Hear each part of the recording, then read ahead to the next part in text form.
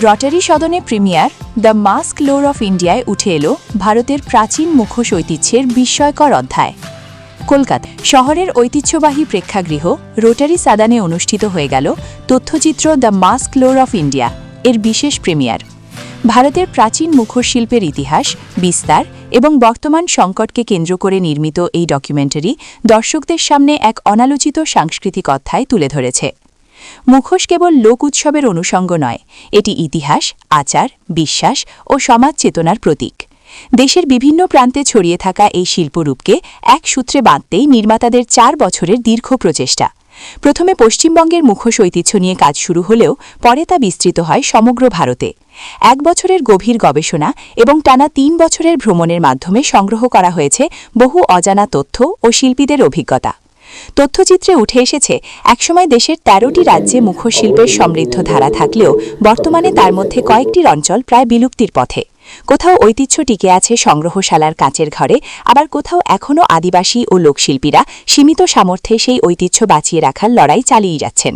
বিশেষ করে নাগাল্যান্ডের উপজাতীয় মুখোশ ও হায়দ্রাবাদের চেরিয়াল ধারা শিল্প নিয়ে কাজ করার অভিজ্ঞতা নির্মাতাদের কাছে ছিল চ্যালেঞ্জিং এবং শিক্ষণীয়।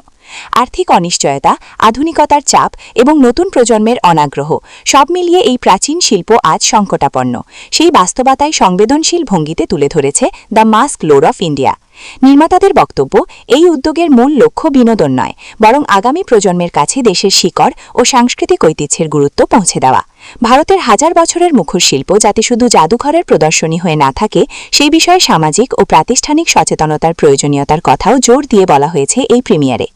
ঐতিহ্যের প্রতি দায়বদ্ধতার এক শক্তিশালী দলিল হিসেবেই the mask lore of India ইতিমধ্যেই সংস্কৃতিপ্রেমী মহলে আলোচনার কেন্দ্রবিন্দু হয়ে উঠেছে।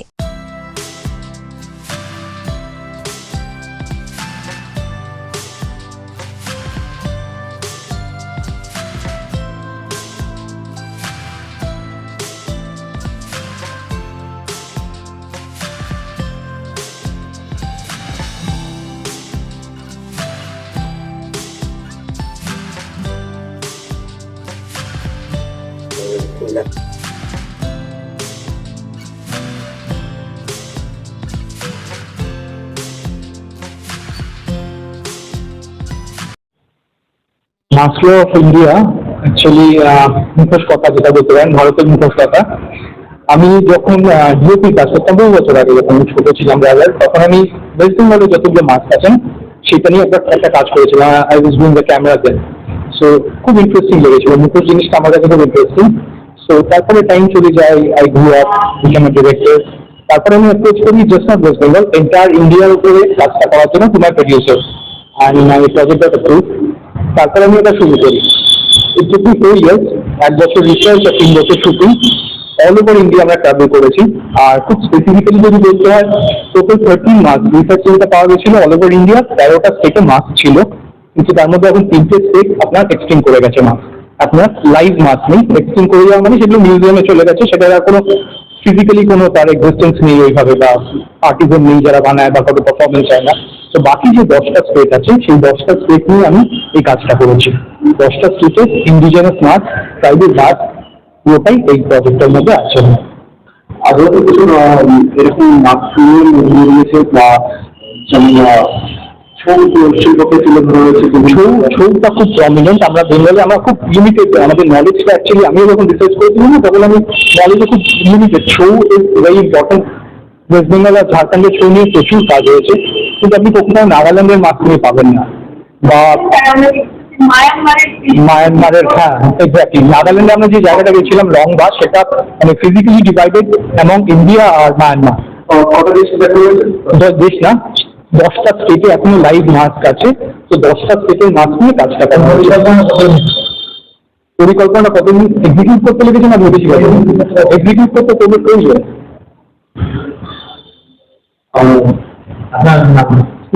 সরকার। এটা আর্কাইভাল, বেসিক্যালি ইনফরমেটিভ, এন্টারটেনমেন্ট, বিশেষ কিছু নেই। খুব ফ্র্যাঙ্কলি যারা পড়াশোনা করছে বা যারা রিসার্চ করছে তাদের কাজে লাগবে। আধুনিক যুগের মানে ফিরে কোথাও মনে হচ্ছে এই যে ছোট ছোট কাজগুলো হস্তশিল্পের এই মাধ্যমে মানে সুন্দরভাবে একটা বন্ধুত্ব করা বা তোমার মিউজিয়ামে রাখা এগুলো আগামী প্রজন্মের কাছে আগামী প্রজন্মের কাছে কি মিউজিয়ামের জিনিসটা যখন চলে গেল দেখবেন মারা গেছে জিনিসটা, মারা যাওয়ার জিনিসটাই মিউজিয়ামে আমরা রাখি। আমি চাই না অ্যাকচুয়ালি, মানে এটা হলে ভালো হয় যদি জিনিসটাকে লাইভ রাখা যায়, মিউজিয়ামের বাইরে রাখা যায়, তাহলে আমরা নেক্সট জেনারেশনও গিয়ে দেখতে পারবো জিনিসটা কি, because history is very important to for the future actually. আর কি কাজ করছি, টেল অফ সেভেন সিস্টার্স বলে একটা প্রজেক্ট চলছে, যেটা 7টা নর্থ ইস্টার্ন স্টেট নিয়ে তাদের ইন্ডিজিনাস কালচারের উপর একটা প্রজেক্ট চলছে। দ্যাট অলসো 2 years হয়ে গেছে, এই বছরে শেষ করবো কাজটা। আর দুই বলে একটা সিনে পোয়েট্রি করছি, দ্যাট ইজ অন 2 poets, তাদের পোয়েট্রি আর রিয়েল লাইফ ক্যারেক্টার দুজনকে নিয়ে কাজটা। সুপার ডিরেক্টর হিসেবে তো শুরু থেকেই আমার সাকসেস একদম প্রথম দিন যেদিন থেকে একদম কনসেপচুয়ালাইজেশন হয় সেদিন থেকেই আমার কাজ শুরু হয়। ফার্স্ট পার্ট মানে from the research of assisting engineering, কোন কোঅর্ডিনেশন এভরিথিং, কোথায় যাওয়া হবে, সেই জব। আর ক্রিয়েটিভ পার্টটাতেও ইনপুট থাকে। একটাই জিনিস বলতে পারবো, বলবো মাস্ক ক্লিয়ার অফ ইন্ডিয়া করতে গিয়ে মানে হিউজ এক্সপিরিয়েন্স হয়েছিল আমাদের। অনেক সময় মুশকিল ডকুমেন্টারি ক্ষেত্রে যেটা হয়, কিছু আনসার্টেন জায়গায় আমাদের যে আনসার্টেন সিচুয়েশনে আমরা পড়ি, ওখান থেকে বেরিয়ে আসা বা ট্যাকেল করে শুটটাকে কমপ্লিট করা। Documentary film totally different ball. মানে আমরা জানি না, অনেক সময় আমরা জানি না যে কোথায় গিয়ে করবো, কিভাবে কমিউনিকেট করবো। ল্যাঙ্গুয়েজ যেহেতু অক্রস ইন্ডিয়া হয়, অনেক জায়গায় হয় ল্যাঙ্গুয়েজ প্রবলেম হয়, সেগুলো কাটিয়ে বেরোতে হয়। তো ডিফারেন্ট এক্সপিরিয়েন্স ডকুমেন্টারি। তেরোটা স্টেট নিয়ে গান এবং মানে আপ্লাই করা সুন্দর মানে ফটোচিত্র, মানে আমরা যেটা ডিজিটাইজেশনে দেখছি। হ্যাঁ, অ্যাকচুয়ালি পুরোটাই তো ফার্স্ট অফ অল এটা করতে গিয়ে আমরা যেটা জানতে পারি যে কতগুলো মার্কস আমরা অলরেডি উই হ্যাভ লস্ট।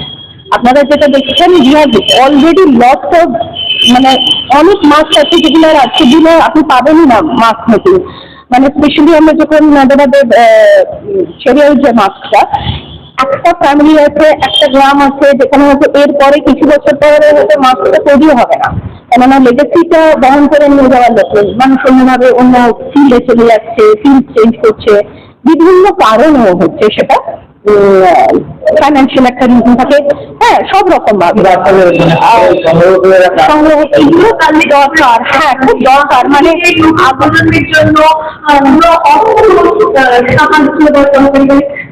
অর্থ সাহায্য পেয়ে এটা আবারও ফিরে আসবে বা পরবর্তী প্রজন্মের জন্য একটা খুব সুন্দর বার্তা, যেগুলো মানে মানুষের মনে জায়গা করা উচিত। কেননা যে সামথিং আমার মনে হয় না খুব বেশি কাজ হয়েছে ক্রস ইন্ডিয়া কোনো খুব বেশি কাজ হয়েছে বলে। আর যেটা আপনি বললেন যে হ্যাঁ, কিছুটা সরকারি সাহায্য এবং কিছুটা মানুষকেও এগিয়ে আসতে হবে, যারা স্পেশালি যারা দ্য কমিউনিটিজ যারা ইনভলভ হয়েছে। কিছু জায়গাতে বাইরে মাস্ক হয়, বাইরে মানুষ ইনভলভ থাকে না, তাদেরও এগিয়ে আসতে হবে নিজেদের ঐতিহ্যটা বহন করে নিয়ে যাওয়ার জন্য। দুদিক থেকেই ব্যালেন্সটা থাকা খুব দরকার। হ্যাঁ, ডেফিনেটলি গভর্নমেন্ট এবং বাইরে থেকে সাহায্য খুব দরকার। আচ্ছা, এই মুভিটার মাধ্যমে আপনি দর্শকদের কি বোঝাচ্ছেন? আমরা অ্যাকচুয়ালি এই যে ঐতিহ্য, আমাদের যে কালচারাল পার্টটা না, সেইটার একটা সম্বন্ধে জানাটা আজকের জেনারেশনের খুব দরকার। এটা তো পার্ট অফ আওয়ার হিস্ট্রি, ভারতীয় সংস্কৃতির একটা খুব বড় পার্ট, যেটা আমরা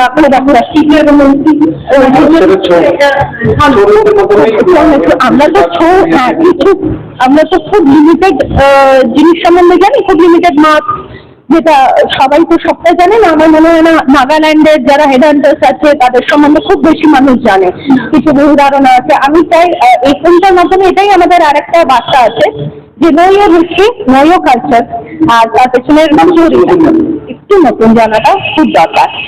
নতুনের থেকে পুরোনোটাকে নতুন ভাবে জানাটা খুব দরকার। আমার নাম চন্দ্রিমা, আমি অ্যাসোসিয়েট ডিরেক্টর অফ মার্ক। আমি রিমডিফাই করে প্রেজেন্ট, একদম রিমডিফাই, মানে ভারতীয় ঐতিহ্য সংস্কৃতিকে নতুন ভাবে যদি একটু চেনা যায় তাহলে খুব ভালো হয়। ঠিক আছে, থ্যাংক ইউ।